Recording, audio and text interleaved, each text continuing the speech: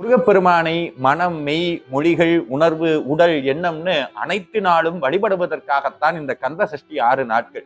உடம்பினால் வழிபட வேணும் தான் நம்ம விரதம் இருக்கிறோம், பூஜை பண்றோம். ஏன் உடம்புனால வழிபடணும்? மனது செம்மையாகணும்னு. இந்த மனதை எப்படி செம்மைப்படுத்துவது? முருகனை பத்தி நினைப்பது, முருகனை பத்தி பேசுவது, முருகனுடைய அருளை எண்ணி எண்ணி பூரிப்பது. ஆனா நிறைய பேர் சொல்ற ஒரு வார்த்தை என்னன்னா, ஐயா நான் முருகன்கிட்ட பேசுறது முருகனுக்கு கேக்குதா இல்லையா, இல்ல அவர் கேட்டும் கேட்காத மாதிரி நிக்கிறாரா? எங்களுடைய பிரார்த்தனை எவ்வளவோ சொல்லிட்டனே, அந்த பிரார்த்தனைக்கு முருகன் மனமே இறங்க மாட்டாரு, அவர்கிட்ட எப்படிங்க ஐயா பேசுறது? முருகனோட பேசுவதற்கு ஏதாவது பதிகம் இருக்கான்னு நிறைய அடியார்கள் கேட்டிருக்கிறீங்க. நம்ம எப்படி முருகன்கிட்ட பேசணுங்கிறத பேசியே ஒரு பதிகம் இருக்கிறது. அந்த பதிகத்துக்கு பெயர் சுவாமிமலை நவரத்ன மாலை. அதுல ஒரு பதிகம் வருதுங்க, என்னன்னா, ஒரு தரம் சரவணபவா என்று சொல்பவர் உள்ளத்தில் நினைத்ததெல்லாம் கைகூடும் என்று வேதங்கள் மொழியிலே.